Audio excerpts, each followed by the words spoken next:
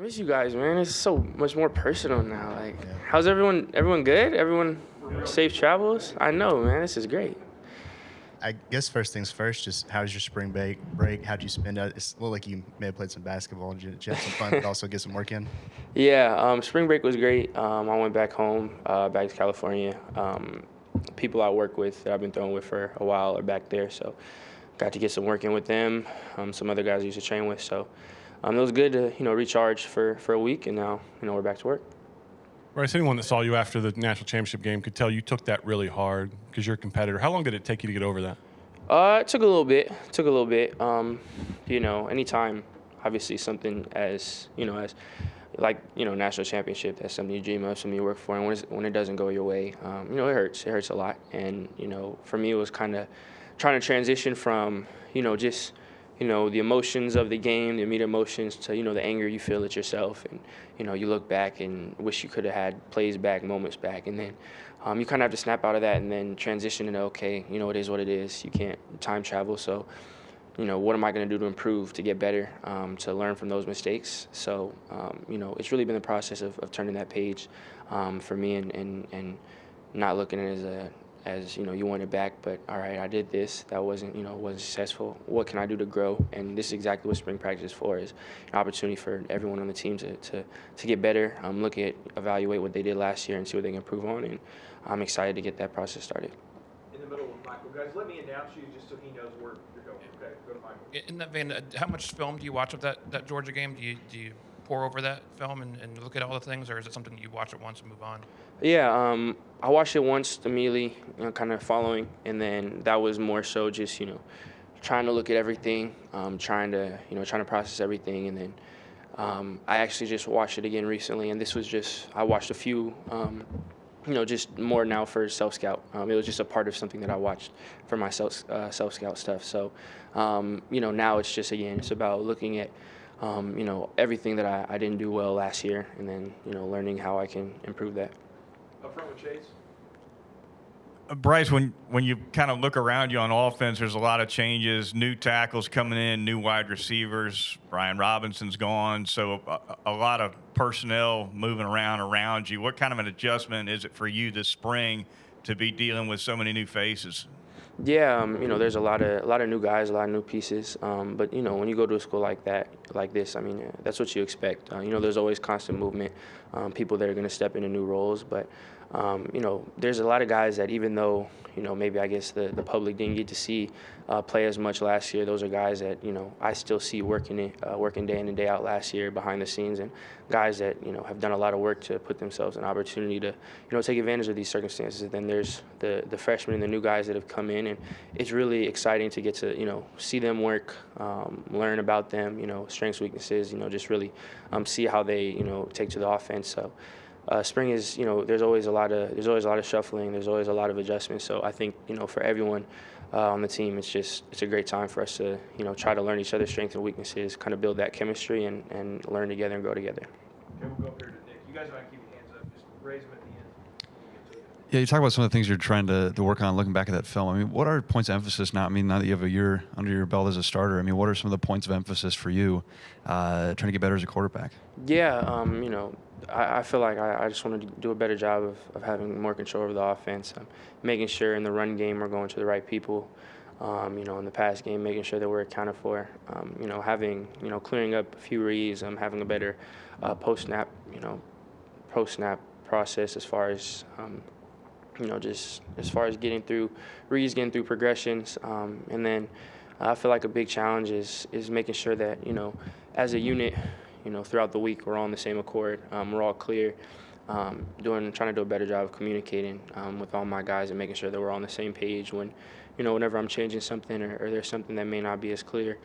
And then, of course, now it's a lot about trying to build chemistry, timing with guys around me, making sure that, we're all on the same, page. And then, there's a lot of stuff, internally that I want to improve on, just with, just with the regular stuff of accuracy and all that stuff. And then mentally, again, clearing some stuff. So there's really a long list for me. I feel like there's a lot of stuff once I've gone back, I've looked at at the games, and I feel like there's a lot of stuff that I think I can do better and want to improve on, and I'm excited to we started last Friday, but now really get into it and start in spring, and I'm excited for me individually and us as a team to grow and push forward.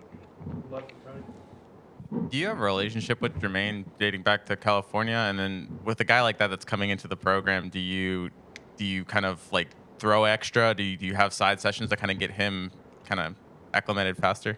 Yeah, Jermaine's someone that I knew before he transferred in. He was in California his last 2 years, and we've been same camps. We've been in the same circle. So he was someone that I knew before college, and when he's someone who came in and really has a really professional mindset as far as him early, right when he transferred in, wanting to know the plays, want to know the system, meeting with Wig, meeting with, talking with me and asking me questions about how we did stuff, how our operation worked, certain routes, the specifics. So, he's someone who's worked hard to catch up as quickly as possible and kind of bridge that gap. And, before spring starts, you always, especially when it's newer faces, you get those sessions on the side of throwing and trying to get that chemistry down and get a feel for one another. So, we had a relationship before college, and, we've had some stuff before spring practice, and then getting our first practice in last Friday, and then now again attacking it and having these 14 coming up is going to be big. So I'm excited for that. We're with Charlie on the right. A lot of new faces, but Coach O'Brien's back. Just what's it going to be like having the same OC and QB coach for the second year in a row and having that familiarity?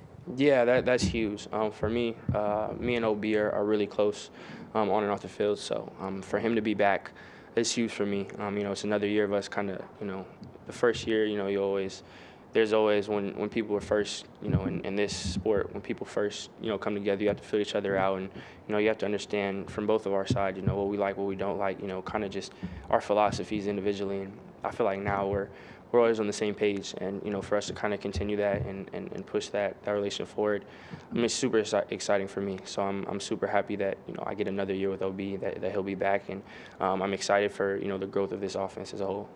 Okay, we'll go Aaron right here. I know it's early on, but Jahmyr Gibbs, you saw him some during bowl prep, and I'm sure you worked through the summer some with him. What have you seen from him? Yeah, Jahmyr's worked really hard.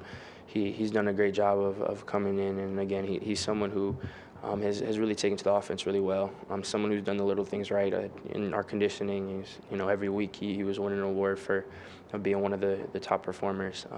Someone who came in and looked good and worked and ran well last week. So again, I'm super excited again now as we have these we're back to our normal spring schedule of every day. We're together, we're meeting, or we're practicing. So I'm excited to continue to work with him and to continue to see him be successful. So it's exciting for me as well. Okay, we'll do two more to your left, Bryce, and then we're going to take one from Dennis Dodd off Zoom. Go ahead, guys. You lose a few big leaders off of last year's team, and guys like Evan Neal, John Mechie, Brian Robinson. Is there anyone in the early spring period that has kind of already stepped up as a big vocal leader? Yeah, it's always tough when you lose guys who played a big role not only on the field but off the field last year. But this year we've had some guys step up, Battle, DJ, obviously Will, who is who's been been a huge leader for us since he's been here. So those guys have really done a good job of stepping up and being more vocal and understanding the role that they have. So with guys like that, when you lose anyone, it's always tough, but. That's always been how Coach Saban has kind of approached us. Is when people leave, that creates value and opportunity for others. And it's really encouraging to see guys take a step up and take advantage of that. So I'm excited to see how we take it as a team, as a leadership group. One more on your left.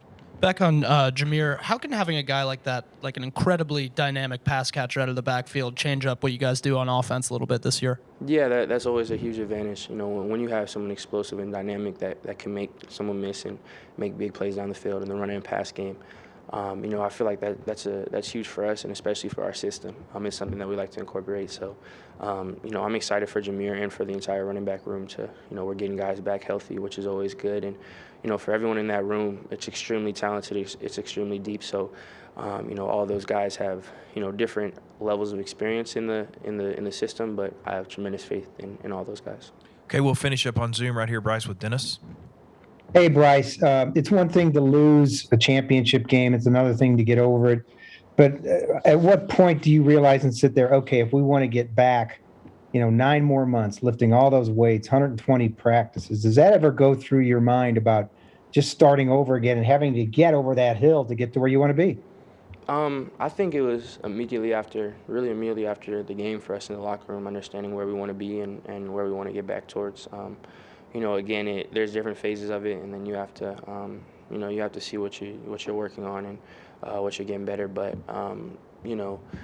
for us, it's not a huge, it's how Coach Saban tells us every day is approach every day. Like, it's just, it's the biggest day, and to not have too much of a look forward, you have to be where your feet are. So for us, we're not thinking about things down the road. We're not thinking about things we can't control. We're not thinking about, for us, it's about thinking about today. How can we, for me, how can I get better? How can we as a team get better today in today's practices and lock in today's meetings and learn? So, we really have that approach about it as it being a day-by-day thing, and we understand that, if we listen to the coaches, we work as hard as we should, everything can take care of itself.